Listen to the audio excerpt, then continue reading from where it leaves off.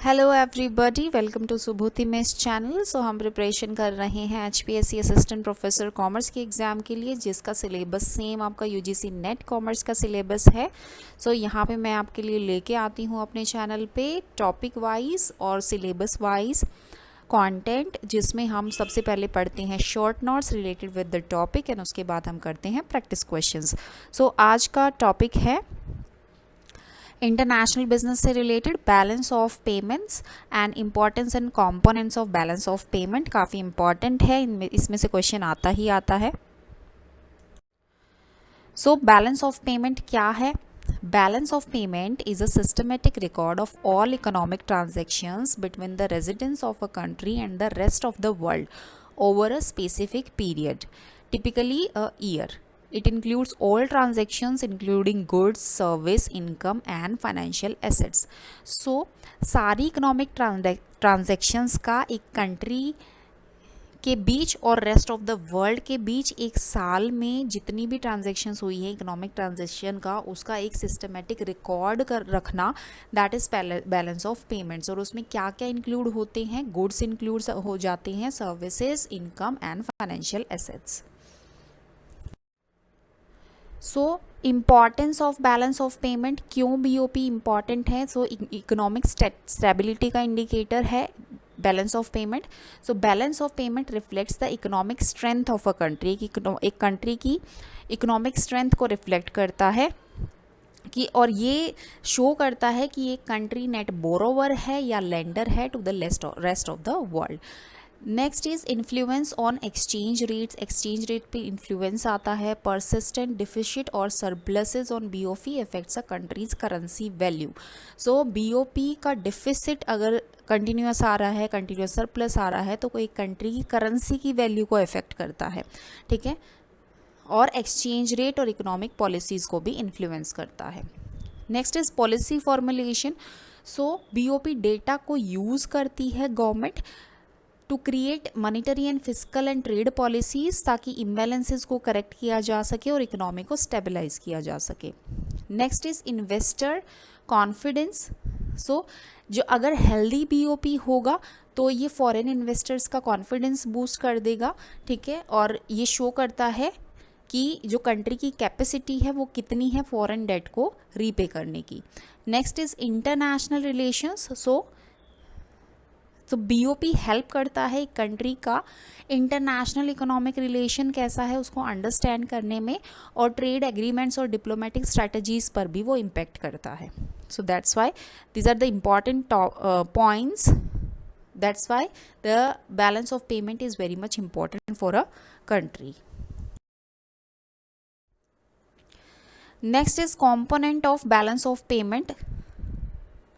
जो BOP है वो डिवाइडेड है 2 मेंस अकाउंट में। एक तो करंट अकाउंट होता है, एक कैपिटल अकाउंट होता है, राइट। करंट अकाउंट में क्या क्या आ जाता है? Record the flow of goods, services, income and current transfers. ये चारों चीज़ें आपकी करंट अकाउंट में इंक्लूड होती है। Merchandise trade, export and import of tangible goods, जैसे कार्स का एक्सपोर्ट, इलेक्ट्रॉनिक्स का import. Then services, intangible services involve हो जाती हैं, ट्रांजेक्शन्स रिकॉर्ड इन्वॉल्व होती हैं इनमें रिलेटेड विद इंटेंजिबल सर्विसेज, जैसे tourism, transportation, financial services. For example Indian software services exported to the US। Next is income, earnings from investment abroad, ठीक है। Abroad से इन्वेस्टमेंट की अर्निंग कितनी है, that will come in income like dividends and interest. And payments to foreign investors को कितनी payment गई है, for example dividends earned by India's company from their foreign subsidiaries. Current transfers, unilateral transfer of money such as remittances, foreign aid and gifts. Remittances sent by Indian worker abroad to their families, that will come in current transfers. और जो capital account होता है, capital और and financial account, इसमें include होता है movement of capital in and out of a country. इसमें include होगा FDI foreign direct investment, FPI foreign portfolio investment, loans and borrowings and reserve assets, right? So FDI में investment where a company takes a controlling interest in a foreign enterprise. Then FPI, investment in financial assets like stocks and bonds without gaining control over the companies. Loans and borrowings, तो government और private sector की borrowing from foreign countries and institutions.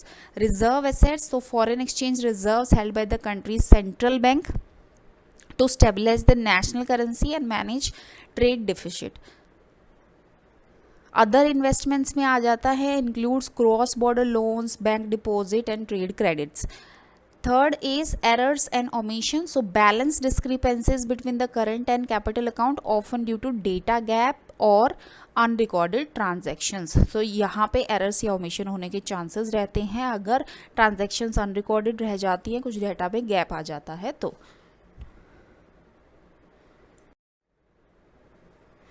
So BOP surplus and deficit two main terms क्या होती हैं. BOP surplus क्या होता है, जब एक कंट्री की total receipts from export services and capital inflow exceed होती हैं उसकी payments for imports and foreign investment से, तब सरप्लस होता है. डिफिसिट कब होता है, जब एक कंट्री की payments for import and capital outflow से ज़्यादा हो जाती है उसकी earnings from exports and foreign investment. That time the country will face the BOP deficit. Okay,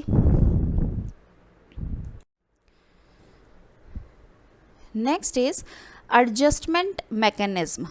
So first है exchange rate adjustment. So a flexible exchange rate helps to automatically balance BOP. अगर exchange rate flexible होगा तो ये BOP को automatically balance करने में help करता है.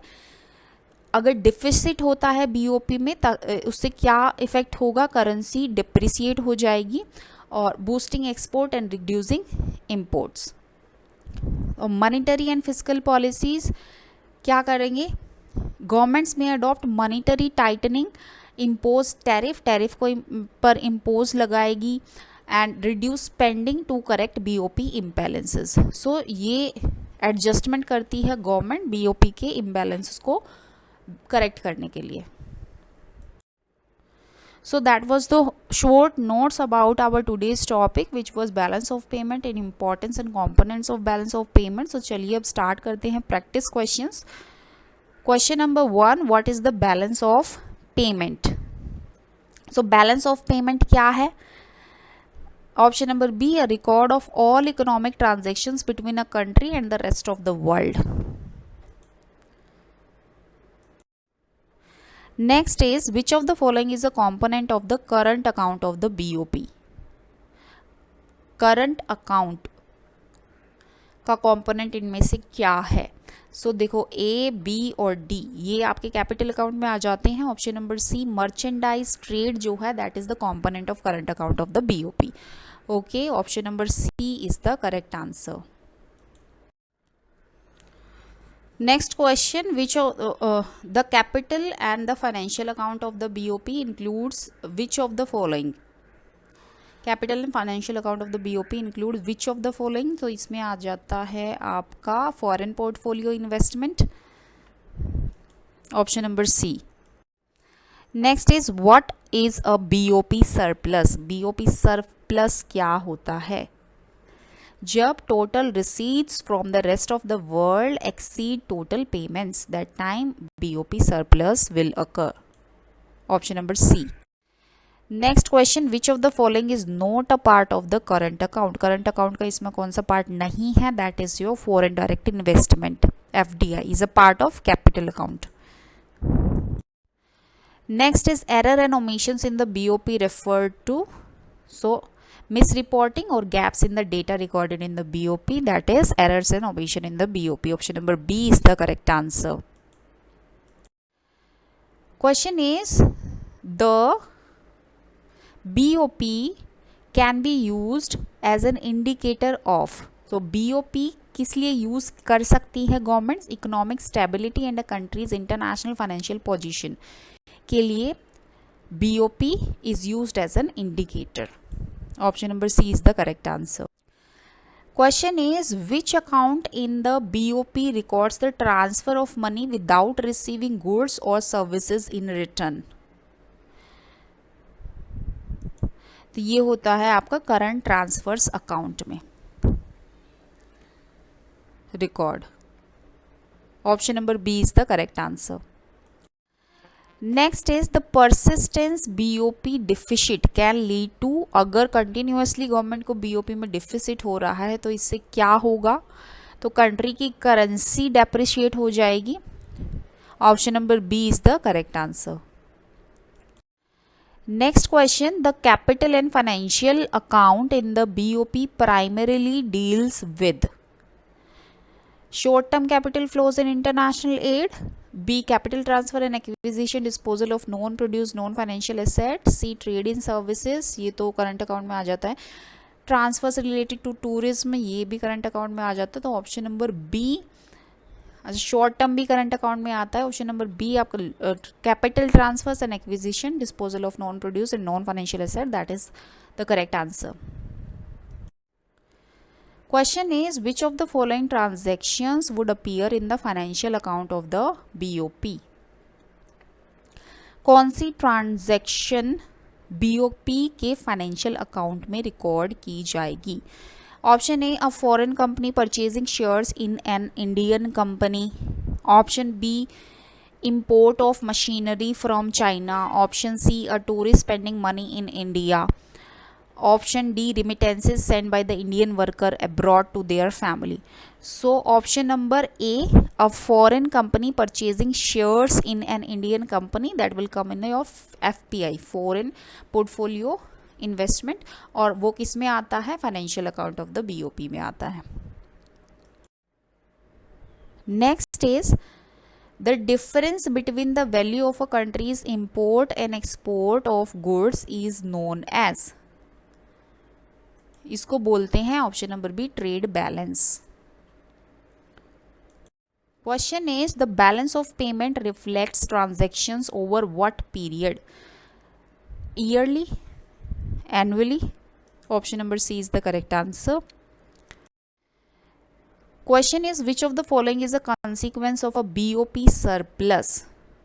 करेंसी डेप्रिसिएशन, ये तो डिफिसिट में होता है, हाई इंटरेस्ट रेट, ये भी डिफिसिट में होता है, इंक्रीज द फिजिकल डिफिसिट नहीं, increase the foreign exchange reserve, option number b is the correct answer.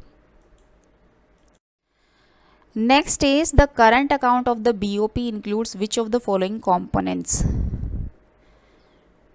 तो कौन से कॉम्पोनेंट्स आ जाते हैं BOP के करंट अकाउंट में? रिजर्व एसेट्स तो आपका उसमें आएगा कैपिटल अकाउंट में।